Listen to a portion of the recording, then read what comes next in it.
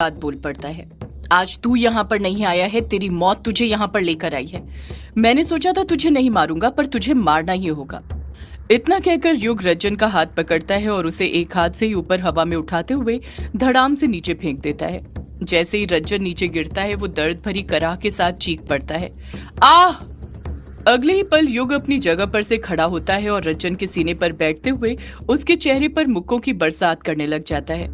युग एक के बाद एक मुक्का रज्जन के चेहरे पर मारते जा रहा था। वो रज्जन को पलटवार करने का मौका तो दूर, वो तो रज्जन को ठीक से सांस तक लेने का मौका नहीं दे रहा था। मुक्के मार मार कर युग ने रज्जन की नाक फोड़ दी थी। रज्जन की नाक से खून बहने लग गया था। रज्जन कस कस कर दर्द भरी आह के साथ कराहने लग गया था, पर युग रुकने का नाम ही नहीं ले रहा था। वो बस रज्जन को मारते जा रहा था। युग का हाथ रज्जन के खून से लहूलुहान हो गया था। रज्जन ने युग के अंदर के उस भक्षानर को जगा दिया था जो अभी तक शांत था। युग के सिर पर रज्जन को मारने की धुन सवार थी और ऐसा लग रहा था जैसे वो रज्जन को मारकर ही दम लेगा। रज्जन का चेहरा पूरी तरह खून से भर चुका था। युग रज्जन को मुक्के मारते हुए कहता है, तू जानना चाहता था ना कि मैं कामेश्वरी जी को यहाँ पर क्यों बुला रहा था? रज्जन दर्द से कराहते रहता है, पलटकर कुछ कह नहीं पाता है। वो इस हालत में नहीं था कि युग से कुछ कह सके। रज्जन की आंखों में भी खून समाने लग गया था। उसकी आंखें पूरी तरह लाल हो गई थी। युग रज्जन के चेहरे पर मुक्का मारते हुए कहता है, मैं कामेश्वरी जी को यामिनी से मिलाना चाहता था। युग एक और मुक्का रज्जन के चेहरे पर मारते हुए कहता है, एक माँ को उसकी बेटी से मिलाना चाहता था मैं कामेश्वरी जी से बात करना चाहता था, पर तूने यहाँ पर आकर सब बर्बाद कर दिया। मैं तुझे छोड़ूंगा नहीं। इतना कहकर युग फिर रज्जन के चेहरे पर मुक्कों की बरसात करने लग जाता है। रज्जन को युग की आंखों में वो सच्चाई नजर आ रही थी जो आज से पहले उसे कभी नजर नहीं आई थी। युग की आंखों में बस गुस्सा भरा हुआ नहीं था, बल्कि उस गुस्से के साथ उसकी आंखों में आंसू भी नजर आ रहे थे। और वो आंसू इस चीज के थे कि अब वो कामेश्वरी यक्षिणी से नहीं मिल पाएगा, क्योंकि रज्जन ने उसकी साधना को भंग कर दिया था। युग फिर गुस्से के साथ बोल पड़ता है, मौत एक ऐसी चीज है जो कब आ जाए कुछ कह नहीं सकते, पर पहली बार मौत किसी को बता कर आ रही है और मैं तुझे बता रहा हूँ, तेरी मौत तुझे बुला रही है। रज्जन, मरने के लिए तैयार हो जा।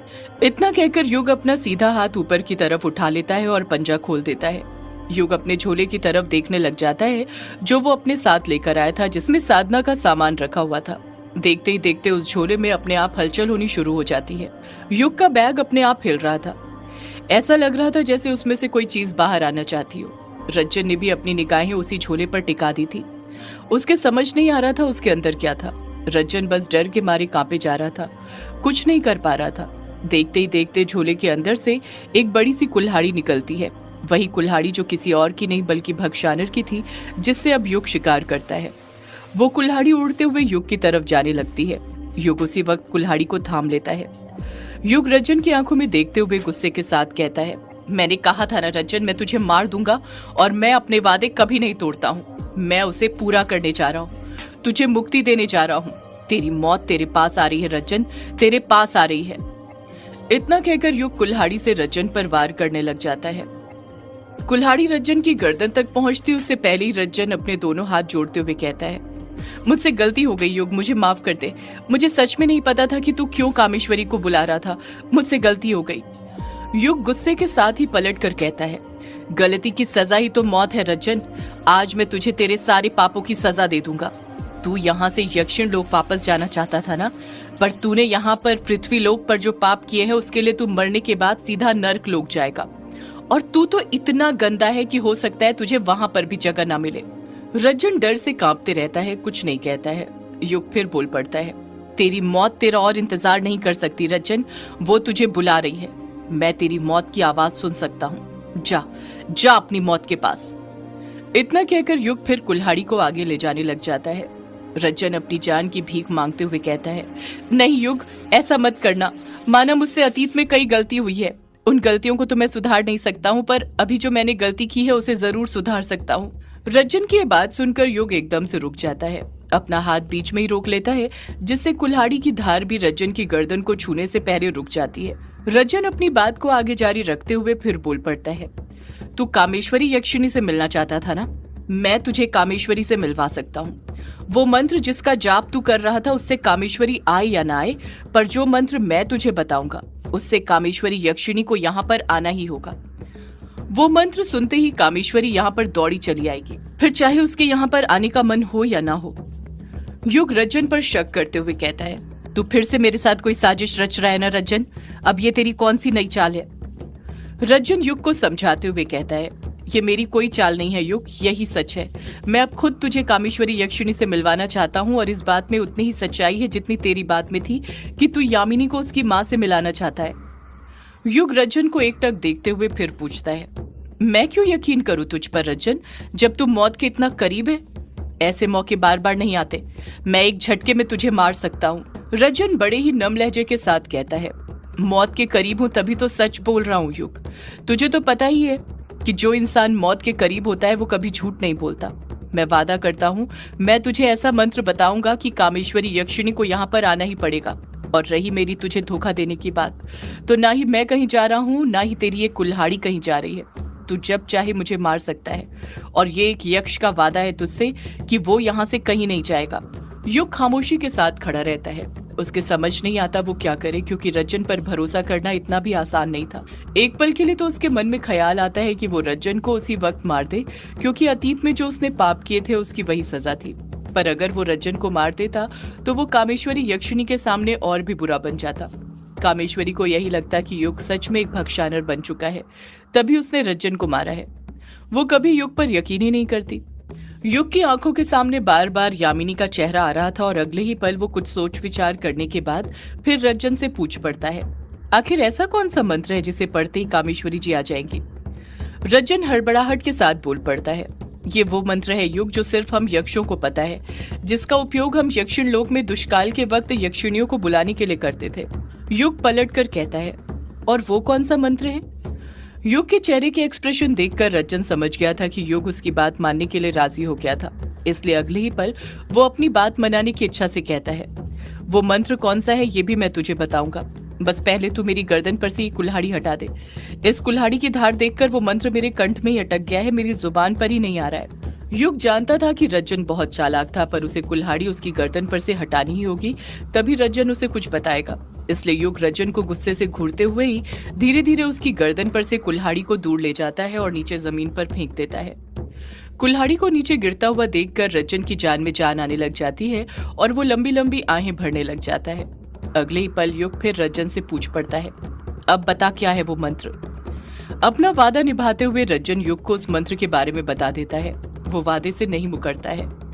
रज्जन अपनी बात खत्म करते हुए युग से कहता है, पर याद रखना युग, कामेश्वरी तभी यहाँ पर आएगी जब तुम उसे सच्चे मन से बुलाओगे। अगर तुम्हारे मन में जरा सी भी खोट हुई तो वो यहाँ पर नहीं आएगी। ये बात कहते ही युग फिर गुस्से के साथ रज्जन को घूरने लग जाता है, क्योंकि रज्जन ने ये बात पहले नहीं बताई थी। पहले उसने कुछ और कहा था और अब वो खुद अपनी बात से पलट गया था। सब कुछ जानते हुए भी युग रज्जन से कुछ कहता नहीं है, क्योंकि वो ये बात अच्छे से जानता था कि उसके मन में जरा सा भी खोट नहीं था। अगले ही पल युग जमीन पर पालथी मारकर बैठ जाता है। वो अपने मन को शांत करने लग जाता है, जैसे वो अपने आप को पूरी तरह तैयार कर रहा हो उस मंत्र का जाप करने के लिए। रज्जन के सामने ही कुल्हाड़ी पड़ी हुई थी। वो चाहता तो बड़ी आसानी के साथ उसे उठाकर युग का काम तमाम कर सकता था, पर वो बिल्कुल भी वैसा नहीं करता है, क्योंकि वो भी देखना चाहता था कि युग के मन में खोट था या नहीं। युग अपने दोनों हाथ जोड़ता है और आंखें बंद करके मंत्र का जाप करते हुए कहता है, ओम क्लीम जनरंजनी महानादे शोभय ल्यूम कालर्णिके टट माहेंद्रे होहि यक्षी यक्षी महायक्षिणी निवासिनी शीघ्रम में स्वरम सौख्यम यक्षिणी कुरु कुरु स्वाहा। जैसे युग ये मंत्र पढ़कर खत्म करता है और अपनी आंखें खोलता है तो वो देखता है कि उसके सामने रज्जन ही बैठा हुआ था, जो दर्द से कराह रहा था। युग गुस्से के साथ रज्जन से कुछ कहने ही वाला था कि उसी वक्त उसके सामने एक तेज सफेद रोशनी चमकने लग जाती है। वो सफेद रोशनी सामने बने गोल चक्र से आ रही थी और उसी के अंदर से कामेश्वरी यक्षिणी निकल रही थी। कामेश्वरी यक्षिणी युग के सामने आकर खड़ी हो जाती है। घाट पर कदम रखते ही वो चक्र भी गायब हो जाता है। रज्जन ने युग को जो मंत्र बताया था उस मंत्र में ही इतनी ताकत थी कि वो मंत्र अपने साथ खुद एक स्थानांतरण द्वार बनाता था। यही कारण था कि सफेद चक्र के जरिए कामेश्वरी यक्षिणी मंदिर से सीधे घाट पर आ गई थी। कामेश्वरी यक्षिणी जब घाट पर मछुआरे के शव और रज्जन के चोटिल बदन को देखती है तो वो समझ जाती है कि उन दोनों का ये हाल किसने किया था। कामेश्वरी यक्षिणी युग पर भड़कते हुए कहती है, ये तूने क्या किया युग? युग कुछ कहने वाली थी कि उससे पहले ही कामेश्वरी यक्षिणी कहती है, अब मैं समझी कि तुझे महायक्षिणी प्रकटम मंत्र के बारे में कैसे पता चला। वो मंत्र जो सिर्फ यक्षों को पता रहता है। तूने ही मार मार कर रज्जन के मुंह से वो मंत्र उगलवाया होगा। तू मुझे यहाँ पर बुलाने के लिए इस हद तक गिर जाएगा ये मैं सोच भी नहीं सकती थी। तूने मुझे यहाँ इस तरह बुलाकर बिल्कुल भी ठीक नहीं किया युग। मैं तुझे नहीं छोड़ने वाली। इतना कहकर कामेश्वरी यक्षिणी मंत्र पढ़ने लग जाती है। कामेश्वरी यक्षिणी के मंत्र पूरा पढ़ने के पहले ही रज्जन हड़बड़ाहट के साथ कामेश्वरी यक्षिणी से बोल पड़ता है। नहीं यक्षिणी रुक जाओ, ये युग तुमसे कुछ बात करना चाहता है। पहले सुन तो लो वो क्या कहना चाहता है, उसके बाद क्या करना है वो तुम अच्छे से जानती हो। मुझे तुम्हें कुछ बताने की जरूरत नहीं है। रज्जन के मुंह से ये बात सुनकर कामेश्वरी यक्षिणी को काफी हैरानी होती है, क्योंकि रज्जन ही था जो कामेश्वरी यक्षिणी से हमेशा युग को मारने की बात करता था और आज वही रज्जन युग को कामेश्वरी यक्षिणी के क्रोध से बचा रहा था। इसी वजह से कामेश्वरी यक्षिणी अपने गुस्से पर काबू करते हुए शांत हो जाती है। युग को कुछ नहीं करती है। कामेश्वरी यक्षिणी युग से कहती है, बोल युग, तू क्या कहना चाहता है मुझसे? जल्दी बोल ताकि तेरी बात सुनने के बाद मैं तुझे मार सकूं। युग बड़ी ही विनम्रता के साथ कहता है, मेरा सिर तो हमेशा आपके सामने झुका हुआ है कामेश्वरी जी, जिसे आप जब चाहे काट सकती हैं। कामेश्वरी यक्षिणी गुस्से के साथ कहती है, ये प्यार भरी बातें तू किसी और के सामने करना, मेरे नहीं। युग सीधे सीधे बोल, क्यों बुलाया तूने मुझे यहाँ पर? युग पलट कर कहता है, मैं कुछ जानना चाहता हूँ आपसे। कामेश्वरी यक्षिणी पूछती है, क्या जानना चाहता है तू? युग कुछ तीखे स्वर में कहता है, यही कि तुम कौन हो? युग का लहजा अचानक से बदल गया था। वो कामेश्वरी यक्षिणी को घूरने लग गया था। रज्जन भी युग के मुंह से ये सवाल सुनकर हैरान रह गया था। उसे भी समझ नहीं आ रहा था कि आखिर युग के मन में चल क्या रहा था, क्योंकि अभी थोड़ी देर पहले तो वो कामेश्वरी यक्षिणी से कुछ और बात करने की कह रहा था। कामेश्वरी यक्षिणी गुस्से के साथ कहती है, ये तू क्या बोल रहा है युग? तू मुझसे पूछ रहा है कौन हूं मैं? युग अपनी बात पर अडिग रहते हुए कहता है, हाँ, क्योंकि तुम कामेश्वरी यक्षिणी तो बिल्कुल भी नहीं हो।